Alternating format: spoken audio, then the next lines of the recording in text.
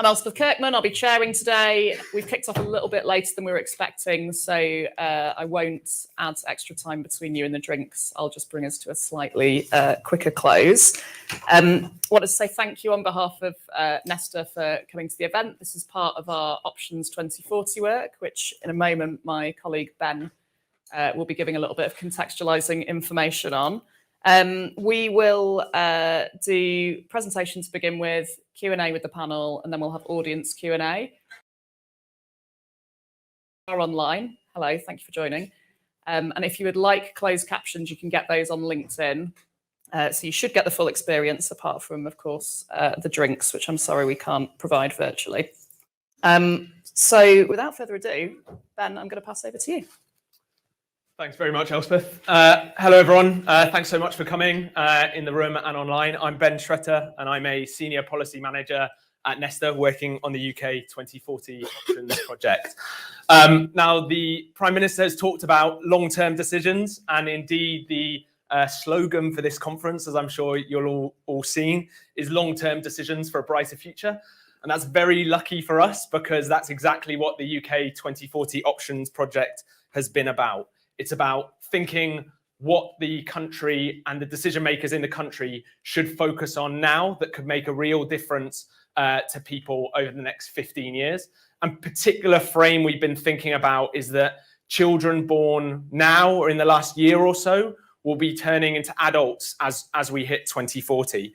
So what can government do? What challenges are they facing, and what options they have to meet those challenges that could make the UK a better place by the time those people become adults.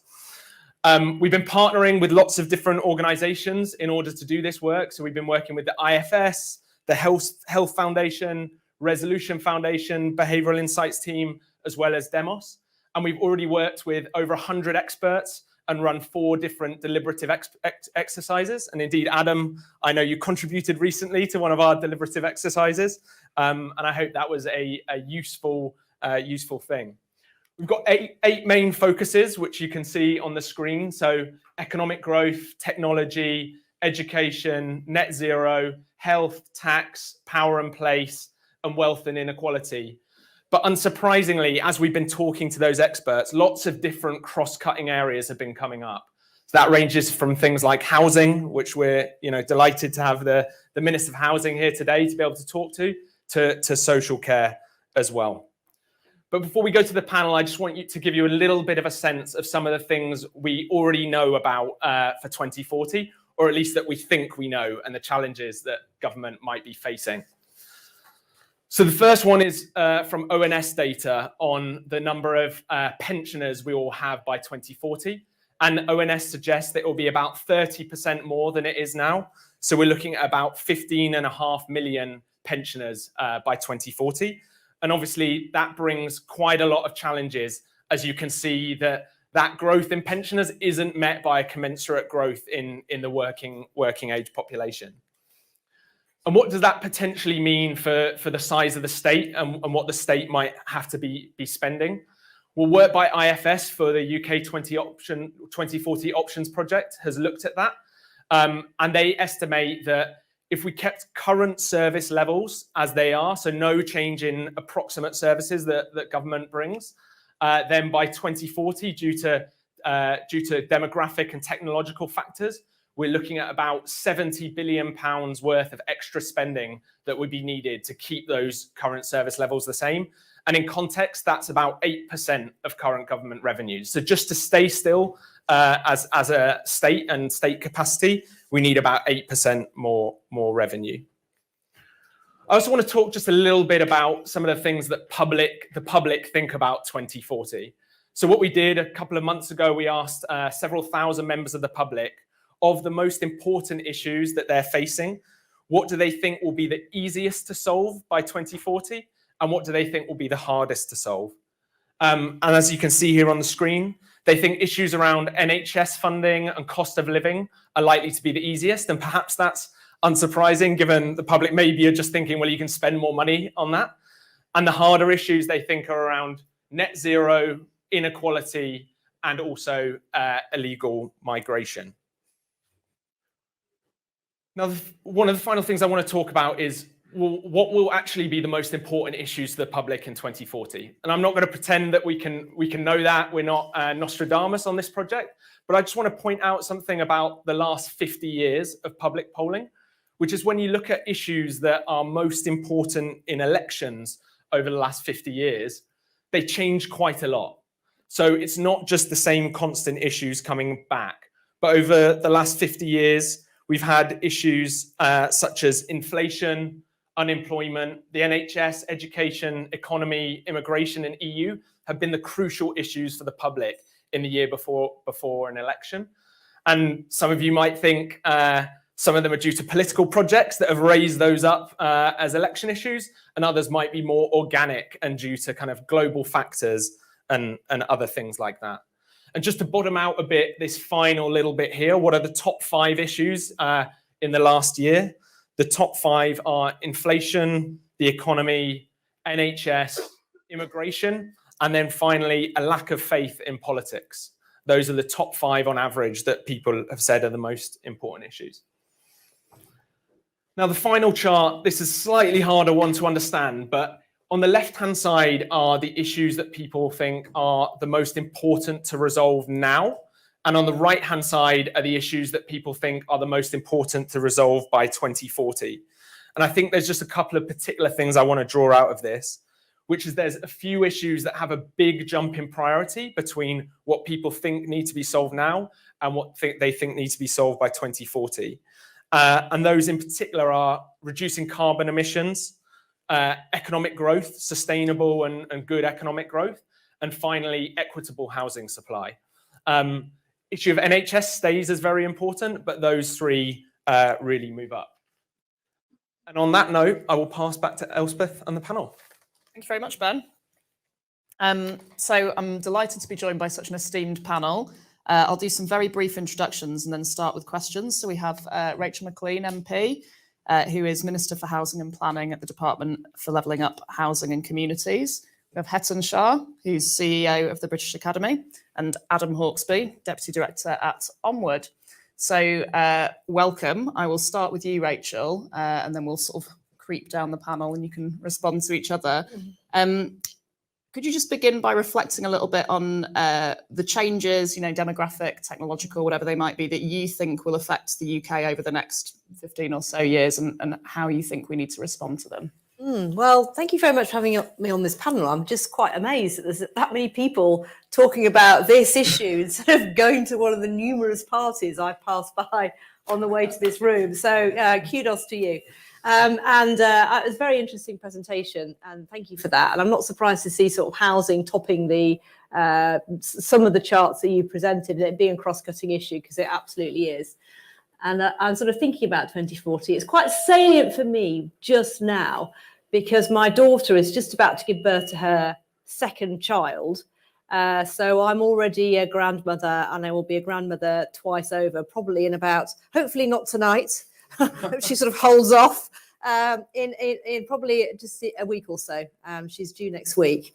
So obviously my first granddaughter, little Margaret, will be 17, 18 by 2040, and the next one will be not far behind. So when you sort of put it in context, it does really bring it home to what does it mean to all of our lives.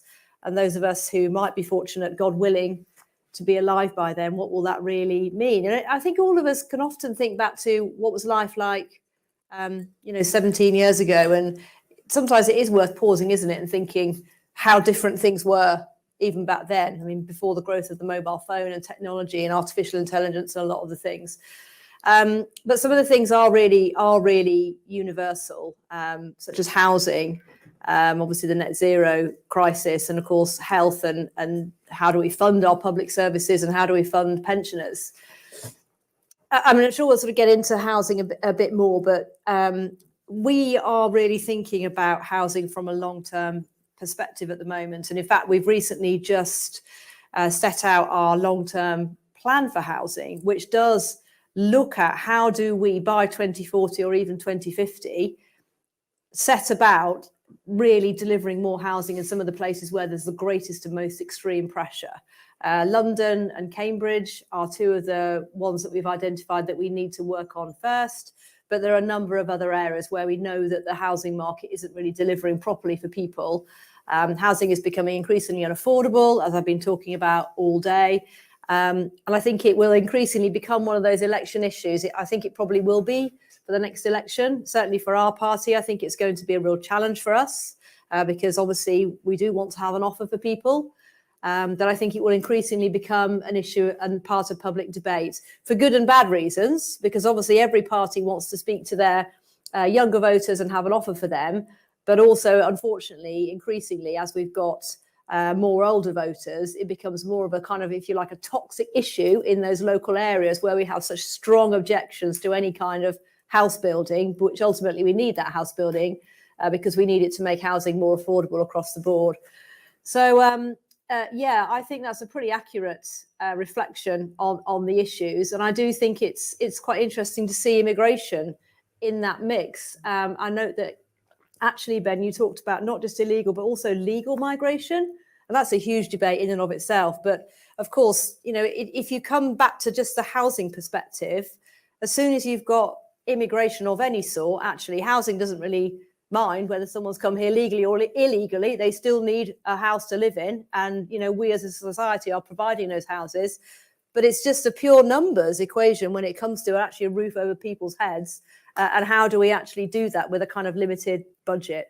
So perhaps I'll stop there and we can move on to the other bits of the panel. Yeah, thank you.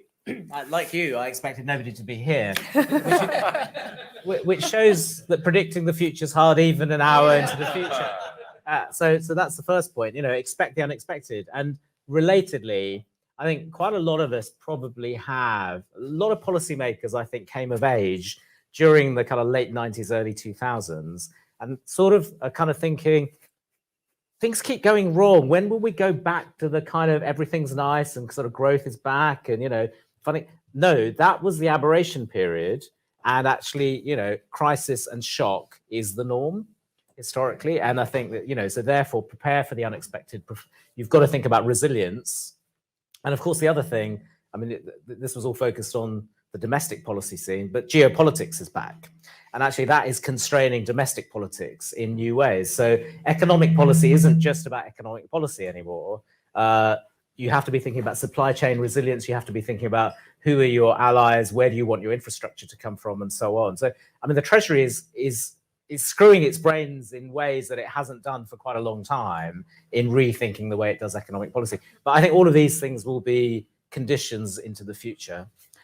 I think there is definitely a growth for a demand for a bigger state, as sort of shown by that IFS graph. You know, the demographic challenges are enormous. Defense spending, I think, because of geopolitics, will be going up. All of the sustainability challenges as well. And in some ways, we've probably used up a lot of the schemes we had to deal with that pressure. So, you know, PFI, we've done that. Low interest rates, they're gone now. North Sea oil, you know, we're not going to get much out of that. Probably the one trick in there is migration as a way of kind of propping up the working population, but there's political toxicity to that. So there are not many tricks in the playbook left to deal with the pressures for the growth of the state. And so my guess is that we're probably going to see a kind of fudge between, you know, we've seen at the moment the IFS report saying we've got the highest taxes we've had for a very, very long time. But obviously, this is from a government that really wants to lower taxation. How did we do it? In effect, through stealth. And I suspect we'll see more of that. Policy wonks like you and I always say, let's have an honest conversation with the public. I mean, don't kid yourselves. It's never going to happen. Instead, we're going to see a bit of stealth. Plus, we'll see the erosion of the quality of public services. Because we want, you know, the saying we want Swedish public services and American taxation. We'll end up somewhere in the middle. But I think the other thing is we should not think that 2040, it's kind of inexorable. There are a set of choices, and depending on what we do now, we will end up in different places. So on housing, for example, we already know that if we'd been building at an equivalent rate to European countries, we'd have 4.3 million houses more right now since 1945. So similarly, if we can crack some of that now, we'll be in a different position in 2040. Similarly, on tech and AI, which is something, I've been talking on panels about that through the conference, there's a kind of dystopic version of a kind of surveillance society, the prosperity coming from that not being shared widely, or the opposite, depending on some of the things that we do in the next few years. Or an economic growth. Are we going to become a kind of low growth economy, in the sort of Italy's, etc., or actually are we going to make the shift and do a catch up? Those options are all open to us, as it were, and 2040 will look rather different depending on what we do on some of those things. Thank you. Tradition of this panel seems to dictate that I start by negging you for being here.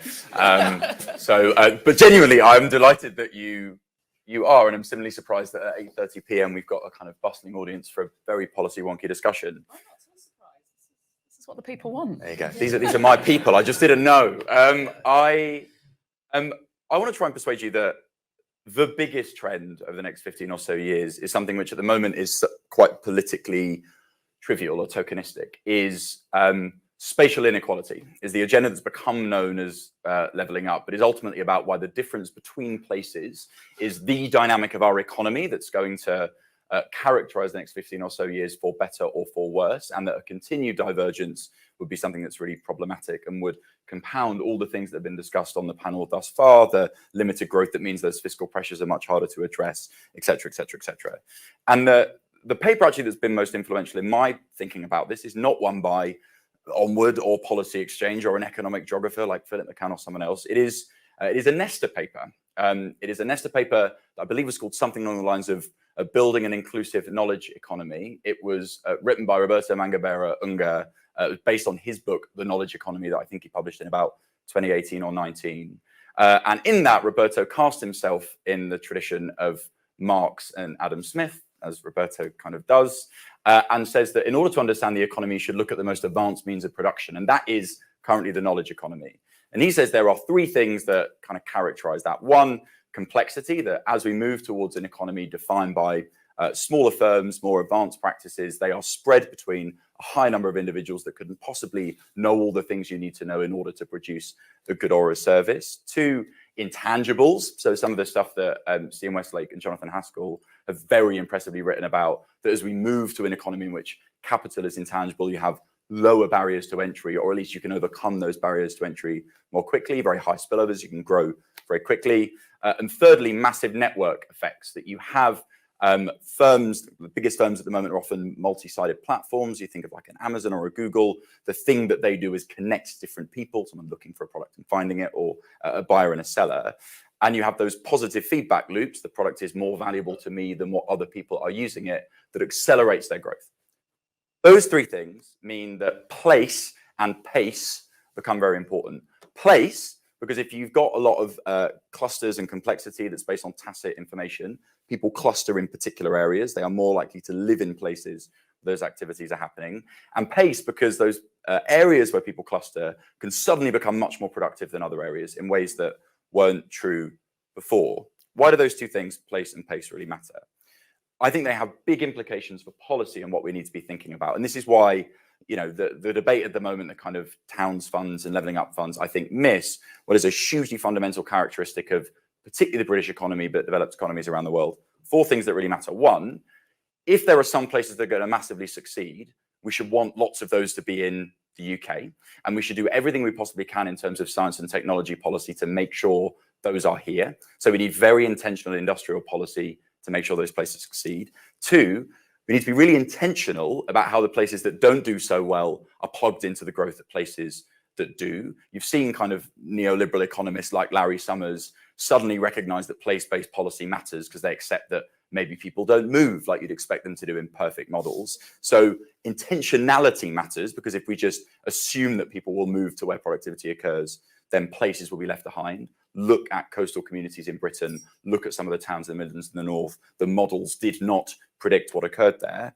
Thirdly, that we need to massively decentralize and devolve decision-making, because each of these clusters and places will look very different. And if you're a business or any organization operating in a massively complex and uncertain environment, you would try and get decision-making down to the lowest level possible instead of holding it to the center.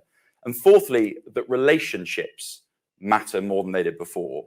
And that sounds like a weirdly kind of, I don't know, soft part in what otherwise is, I guess, been quite an economically focused set of remarks. But one of the things that Roberto Unger really talks about persuasively is that in a post-Fordist production model, right, if you're related, pass this widget along to the next person, but I've got an idea and I'd like to try it, and we're going to have to pool our capital and pool some risk. The relationship matters. It's why Silicon Valley is defined by brewing clubs just as much as it is by venture capital, that people meet in places and build relationships. I say all of that because I really do think, to this crowd particularly, who might look at leveling up and roll their eyes, my pitch would be over the next 15 years, spatial inequality is the thing that we need to keep an eye on and work on. And I hope that while that's not going to appear on the graphs, that you see some of the other challenges that do come up on those graphs through that lens. Thank you, Adam. Hopefully it will appear on the graphs of tomorrow. That leads me on nicely to a question around devolution. So Rachel, I'll come back to you. Can you say a bit about what you think the UK's devolution structures and powers might look like in 2040? I can only see it really going one way. I mean, I think Adam, I'm really fascinated by what you said, and I'm going to go away and order that book. And Adam Smith and definitely can't tell anyone you've ordered the book, and definitely don't tell them I told you to. But I mean, I genuinely think that once you start to, I mean, actually, by the way, we are doing a lot of devolution. And actually, this government has done really quite a lot in terms of metro mayors, big areas, and sort of smaller areas as well. We've done quite a lot in terms of where those areas have become unitary. And these are not easy things to do because there's all sorts of political opposition to any of these structures, because people are attached to the current structure. They don't like to see them going away. They fear that they're going to somehow be disenfranchised from all these vitally important decisions. But actually, when it starts to happen, sorry. Is that okay?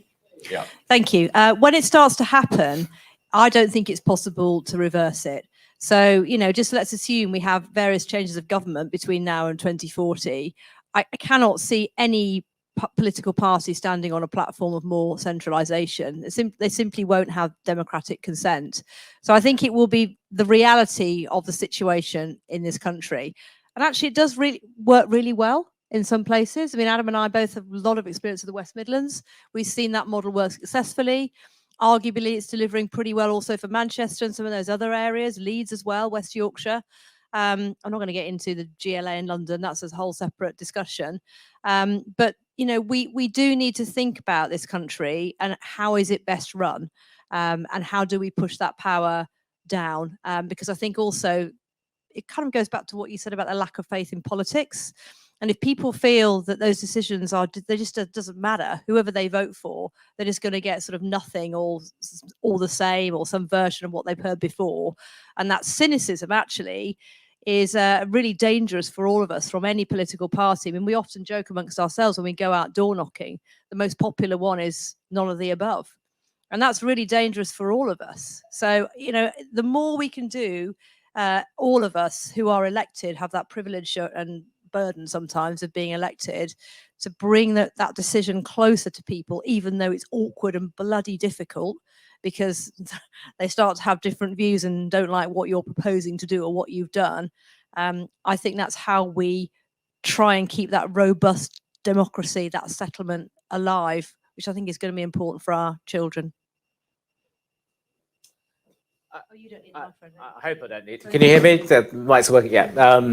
I mean, look, I agree with my panelists that devolved decision making is a good thing because actually, I mean, we've seen the opposite, right? When the Levelling Up Fund is distributed by central government, it doesn't necessarily get to the right places for the right reasons, as it were. So, I would like to see local councils having more power over taxation, et cetera, et cetera.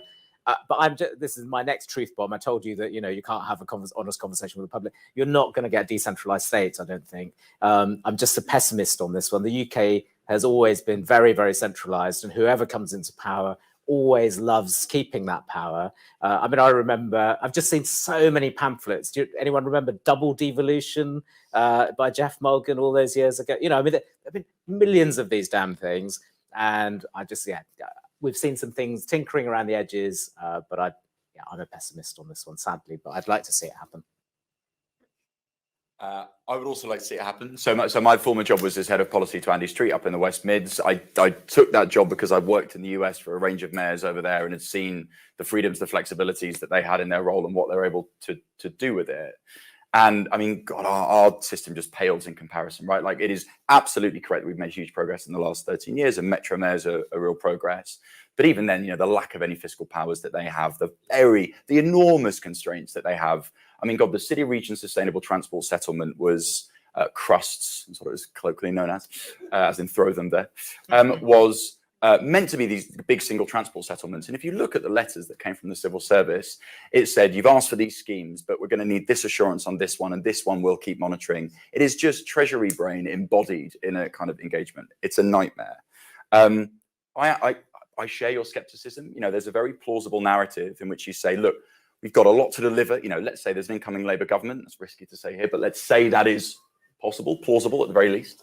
It's a very plausible narrative in which they say, look, we've got a huge amount to deliver. We've got massive plans. We have just got our hands on the powerful levers of the British state, and you want us to give those to a series of untested institutions that are in their infancy, to a series of politicians who, let's be honest, Andy Burnham, I think, was on an Onward panel earlier on. He's a fantastic advocate for a city. He has not made himself particularly well liked within the Leader of Opposition's office. And so I think it is very plausible that a Labour government, despite the give back control or take back control bill narrative might row back. I think the only redeeming feature is just that other countries are doing this. They are devolving much more rapidly. They are seeing different cities trying different things. And we will, in comparison to them, see them rocketing ahead, and then maybe we'll be forced to change. But I'm on the fence. Thank you. Double Devolution sounds like the most terrible film sequel of all time to me. So we're going to turn over in a moment to Q&A from the audience, but one last question from me before we do that. I'm curious, you've all talked a little bit about kind of, if we sort of look back and think about what was normal 20 years ago that's no longer kind of normal or current now, and sort of how we can't have a crystal ball, but if we try and sort of forecast out. So my question is, what do you think will be normal and accepted and well within the Overton window of policy in 2040 that is currently either sort of unthinkable or at the very least not mainstream? And I'm going to mix it up a little bit and start with Adam. Really hope this doesn't get me shot. I think demographics and discussions about natalism are going to be much more mainstream in 15 years. I think we are currently not talking enough about the massively dropping birth rate in the UK, but in other countries as well. And the fact that offers a not quite an existential threat, but a serious threat and a reorganization of how we'd need to set up British life and public services. And we're talking about some of those demographic pressures. I think there's a very welcome attention on existential risk and challenges from AI at the moment. I think that natalism might become part of that conversation. There needs to be a much more nuanced conversation about what that actually means in terms of policy, so it doesn't become a moralistic judgment, but instead a realistic conversation about why people might be having fewer kids, and the big material reasons for that, access to housing, cost of childcare, etc. But I think that that is something which currently you talk about natalism and family policy, and you either appear quite weird and socially conservative or just broadly inappropriate. I think that will be a bigger part of the conversation soon. I knew that was a good question because that was a great answer. Hassan? That's a hard question. I'm not sure. And I mean, I think part of the thing for me is actually a lot of the issues that we're facing on your graphs.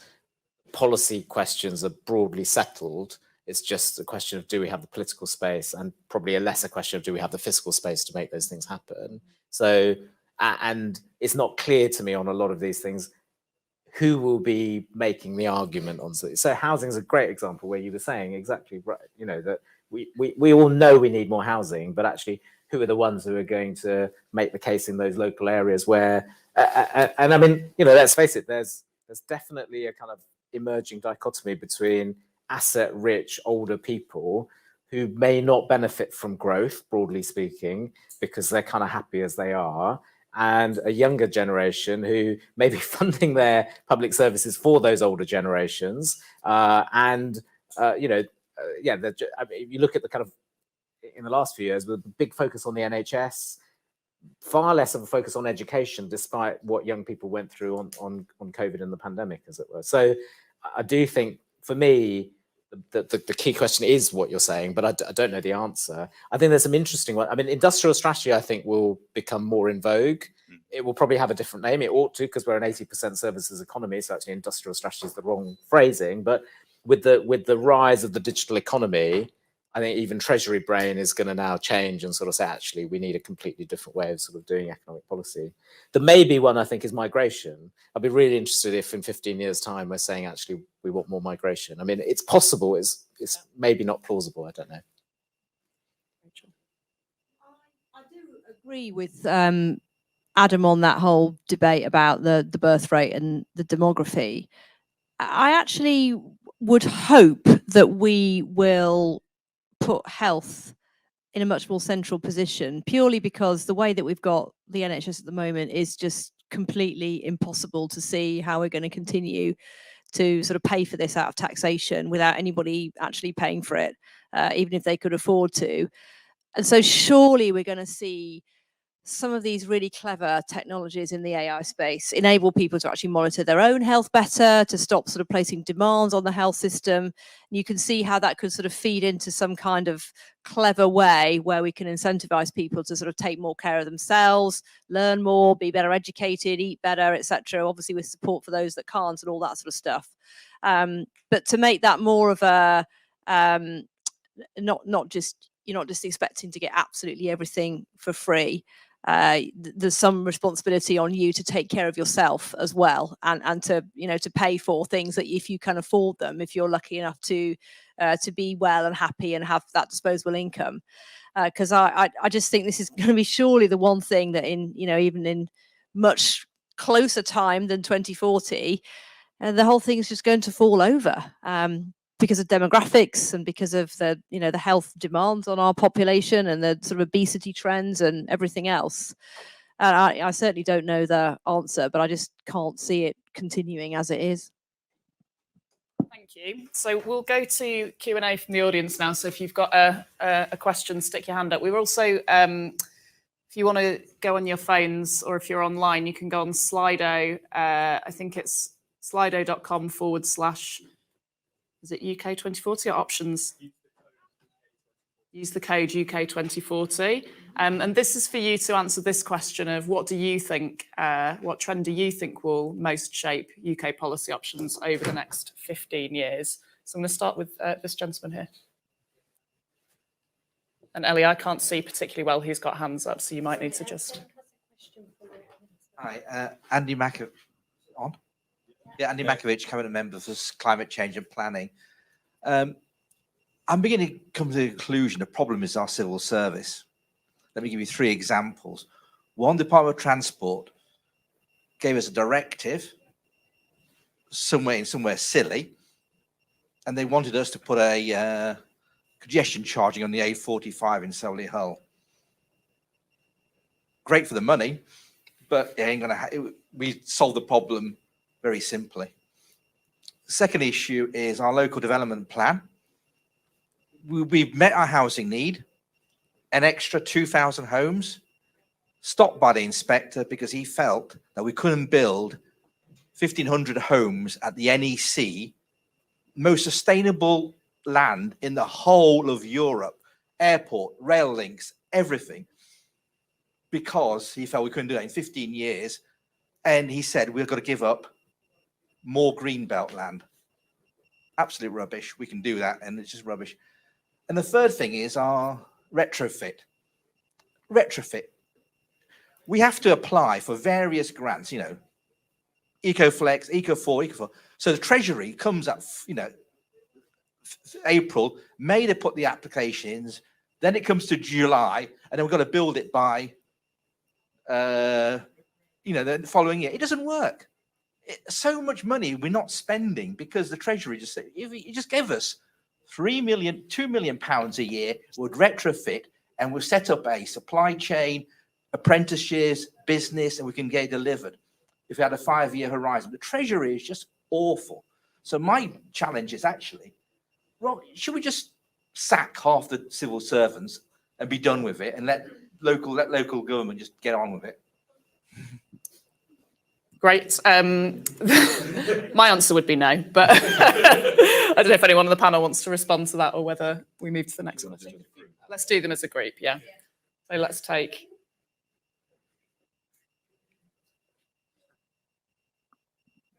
Thank you very much. Anton Spisek from the Tony Blair Institute. 2 questions for the panel. One is 2040, 17 years ahead. Do you have any examples of governments being good at embedding strategic thinking that is able to take the future into account in policymaking processes? And if so, have you seen those examples in your time? And the second question is, and it's not a question only related to the UK, actually, I think it's a challenge more common to all advanced democracies. A lot of these challenges require long-term commitments. It is incredibly difficult to make long-term commitments in electoral cycles that change every couple of years. How do you overcome those challenges? Again, have you seen any examples that would give us some indication of how to do that? And maybe a response to the gentleman here. I don't think the UK has a problem with the civil service. Actually, I'm not from the UK, and if you look at public administrations outside the UK, you realize that the UK has an incredibly talented civil service, which is incredibly professional and able to do its job much better than in a lot of other countries. I think we need to be much better at appreciating the work that the UK civil service does, because it's an enormous asset to this country. Thank you. We've got an online question actually, Ellie, so if we take that from Ben's gonna. Yeah, thanks, Elspeth. So we've got a question online from Susan Ritchie, specifically for you, Adam, but maybe it can be opened up more widely. So the question is, do you see the rise in sortition-based deliberation as being able to help very localized decision in places and get pace right? Absolutely love that. That's niche. Points to the online person for using a word I don't know.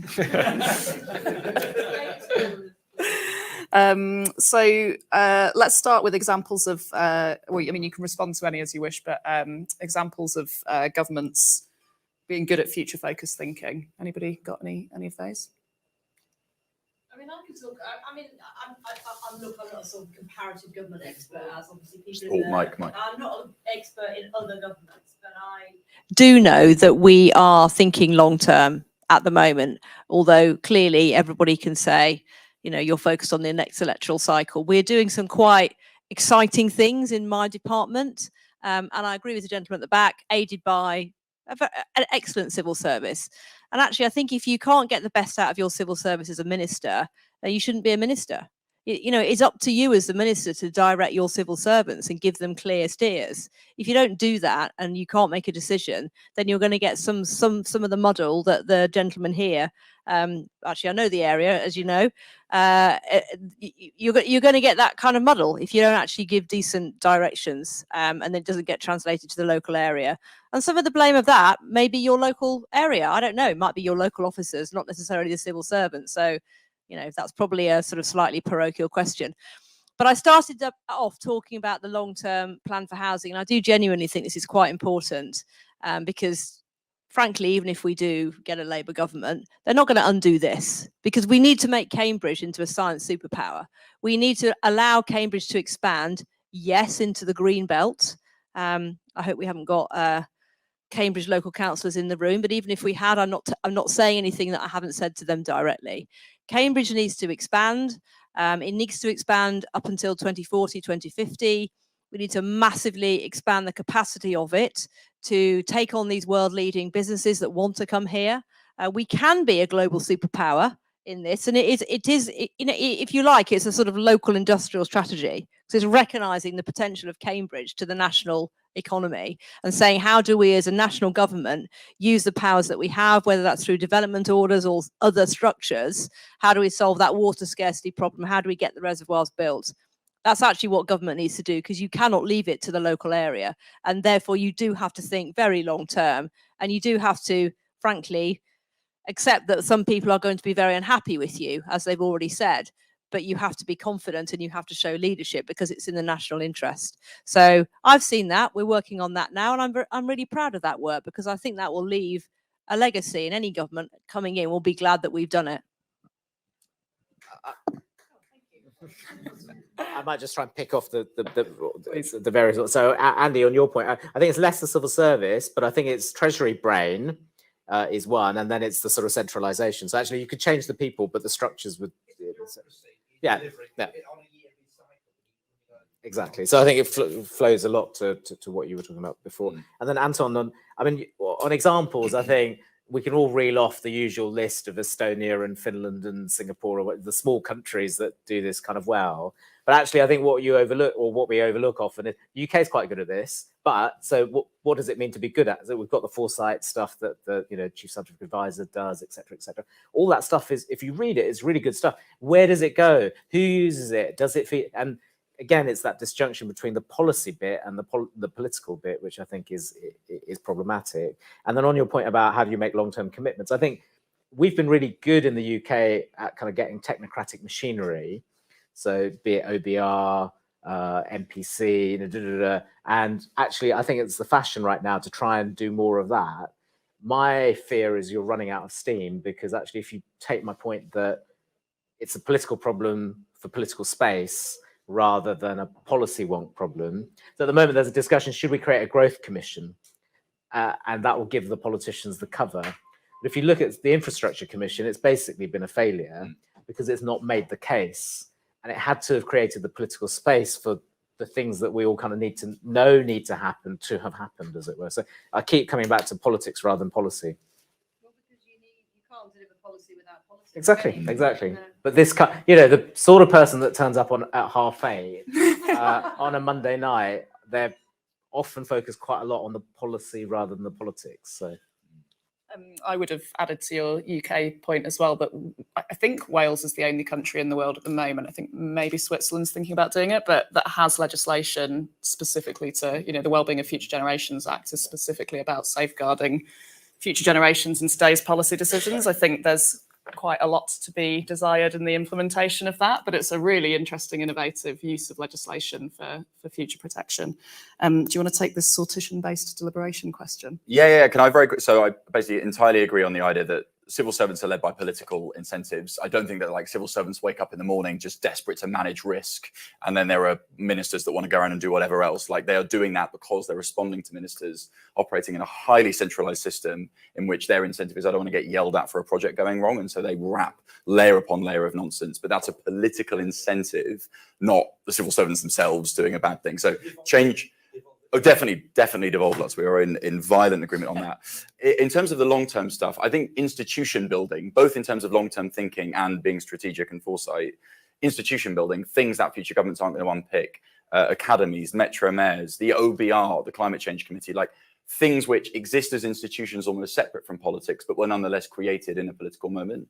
I think that's the sort of thing that gives longevity. And I think, politicians that do think long-term, I think Michael Gove is probably an example of someone that thinks more long-term than others, will think in terms of what's the institution I can build that guards my legacy. I think that's got to be part of it.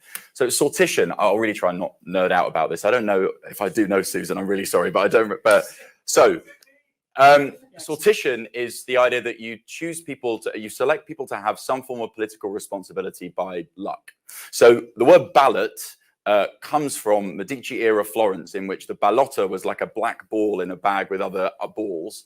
And if you picked it, you were on the town council, right? So that's where a lot of the origins of modern democracy are not in representative democracy, they're in sortative democracy, where people just out of luck get some sort of role. I'm a trustee of an organization called Engage Britain, which looks at things like sortition, citizens' juries, citizens' assemblies. These are sorts of examples of that, right? Where you get a letter one day that says, do you want to serve on a citizens' council? Not because of any expertise, but because you are a citizen, and that is part of your citizenship, is being part of this. My enthusiasm probably gives away that my answer is yes. These should be a much bigger part of local decision making, not necessarily to replace politics. We need politicians that are accountable and can be held to account for the decisions that they make. But, you know, Canada and Australia have been real pioneers in using forms of sortition to advise politicians. Very quick and amazing example, in Australia, they were working out whether they wanted to bury the world's nuclear waste. Right, they've got loads of space, nuclear waste with a massive half-life, and the Australian government were like, we want to bury it here. Very loud voices saying, no, you can't do that. Other ones saying you absolutely should, going to make a lot of money from it. Australian government did this kind of process of sortition. There's an amazing documentary about it that New Democracy did, the organization that ran it. It showed you just took all the heat out of the conversation when you have members of the public that were able over a course of weekends to interrogate the evidence and say, do we want to do this, do we not?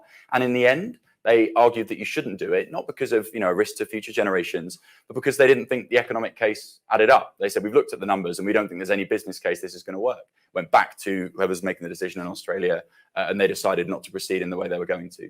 Sortition's great. We should definitely have more of it. Can I just jump in on the institution building point, which I think is really interesting? But you know, given the discussion we've been having about localism and devolution and so on, what are the institutions that haven't survived? Regional development agencies, local economic partnership. Isn't noticeable they're the ones that get kicked out, isn't it? We've got a few more questions, so I'll take 3 more. One over there. I'm Ben Still. I'm Chief Exec of West Yorkshire Combined Authority. So I work for the Mayor of West Yorkshire, Tracy Brabin. Two quicks.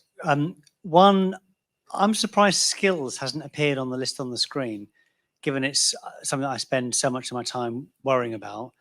And secondly, I'm a Chief Exec of a Mayoral Combined Authority going into the future years. One bit of advice, please, from each of you. Thanks. There's a chap here who's had his hand up a while. This gentleman. On the point of devolution, closer to home, Leicestershire, we have a mayor that has basically decided that he does not want to participate.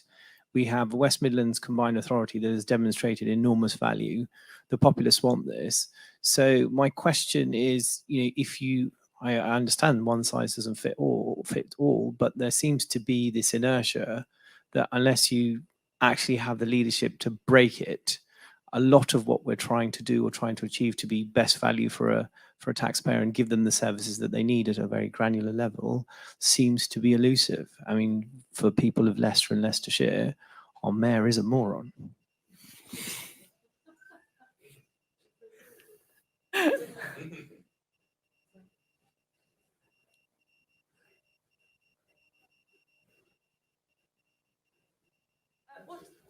What are the panel's views on the manufactured division that has been created, particularly globally, by corporations and specific individuals that tends to, create that difficulty within society in terms of coming to a consensus on things? Division on what? So I'm particularly thinking kind of through the what was Twitter, what is now X, but the manosphere, the low traffic neighborhood, the conspiracy fit theory kind of aspects within that. Right, thank you. We'll go. We'll start with you, Rachel, and people can just pick off whichever bits of it you see fit.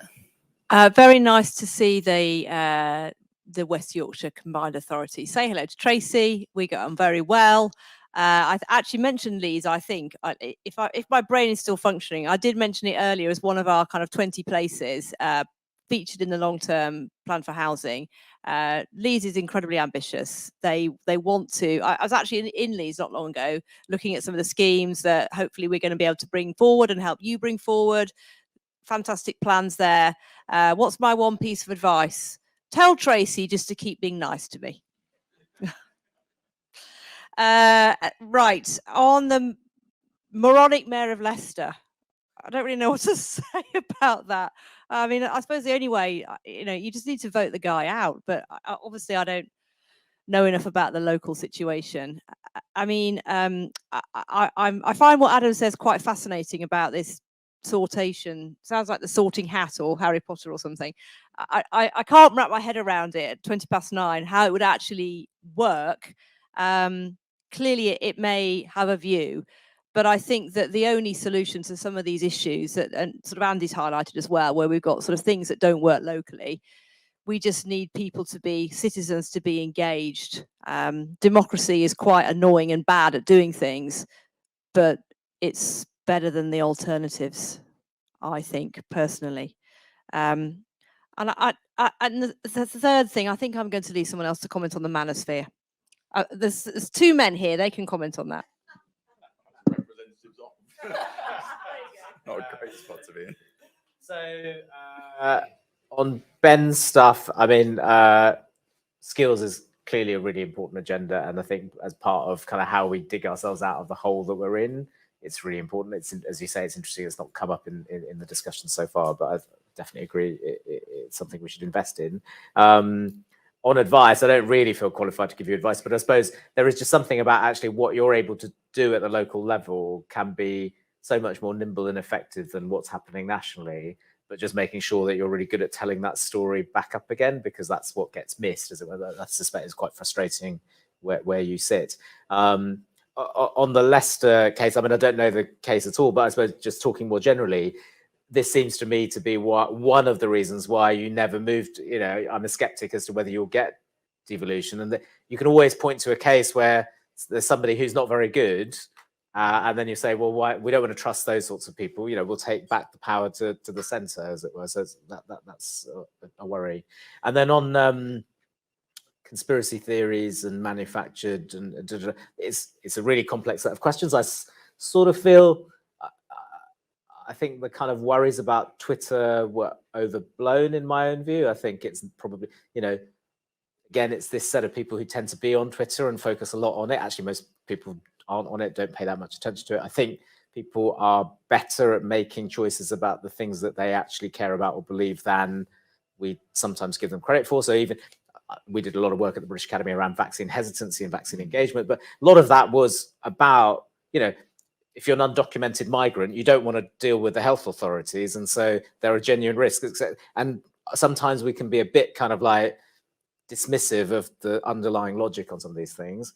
Having said that, there clearly are growing concerns around external actors fomenting issues, as it were. And that's something we need to safeguard against. So yeah, we could have a whole separate session on this, but I think it's really interesting.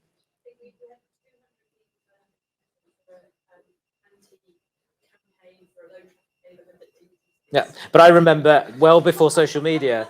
I remember that, you know, wasn't there a pediatrician who had her house kicked in because she was a pedo, you know, and that was well before social media. So all this stuff has always existed, and we.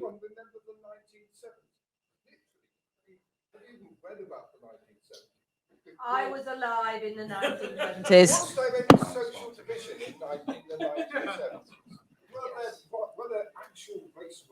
I think there were, yeah.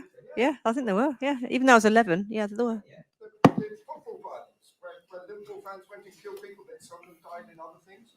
People died regularly at football matches. Actual violence in the streets. I know the number of conspiracy. Do you remember the one that Margaret Thatcher was dead? There was a Margaret Thatcher was dead conspiracy while she was Prime Minister.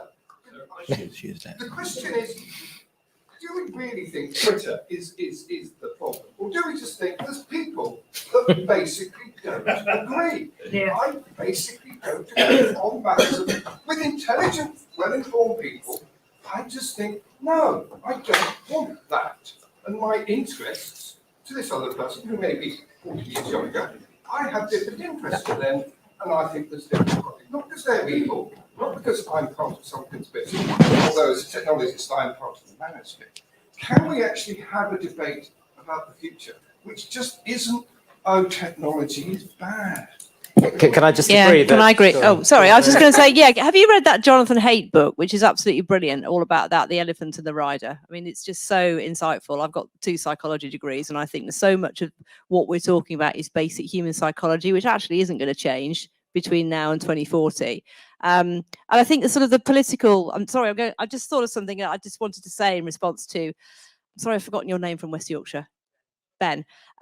I think that it's quite important just to say really clearly, look, we're a Conservative government and that's a Labour authority. That will only ever be a Labour authority.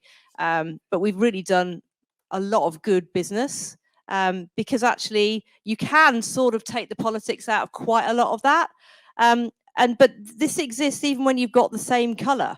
So you might have lots of Conservative authorities that you just can't work with. And I'm sure that any other party that's in government is going to find the same thing. So when you can be really pragmatic and actually you can just say, look, it's in your interest to get some houses built in Leeds. We're going to give you some money. You do these things. Be sensible. Let's work together. You know, we don't agree on lots of things, but we do agree on this. And actually, I think let's just be positive about that. There's some great examples of that happening. And that's actually in the interests of all of our citizens. So politics isn't always terrible all the time. And it works pretty well, I think, in West Yorkshire from that perspective. Sorry, I interrupted. No. Well, I just wanted to agree with the person who was speaking previously, just to say disagreement isn't always a sign that things are wrong, and actually it might be a sign of a functioning democracy. You know, different people do have different interests, but obviously then it's a challenge of how you make sense of that and create some consensus on the way forward. We're pretty much at time, so Adam, I'm going to ask you to bring us home. Oh God, this is going to be a really depressing final remark. I'm sorry, which is just so. On the division question, because it's a super interesting one, I agree with what others have said. I don't think there is good evidence that we are a more divided, Britain is a more divided society than ever. I think there's lots of good evidence, actually, there's a huge amount of commonality in the views that people have. I do think there is very good evidence that we are an extraordinarily lonely society, right? So all of the evidence about the number of close friends that an individual has, the amount of social activity they participate in, the way they feel about their neighbors, the levels of generalized reciprocity, generalized trust, are all going in the wrong direction. And when people feel lonely and isolated, they are more open to conspiracy theories or other arguments that might make them feel like they're part of a community. So I think that we are missing a trick if we try and tackle a polarization crisis that I don't think we have, but the US might. And we should instead tackle a crisis of loneliness and belonging. And I do think we have something there. Sorry. That's a very good last remark. So thank you, everybody, for attending. Thank you to the panel. Thank you, Ben. Thank you, everybody who's worked so hard to pull the event together and to do all the amazing research that you've seen underneath this. We've got drinks at the back, I believe, and some nibbles. Is there anything that I need to say? Good, then go forth and drink.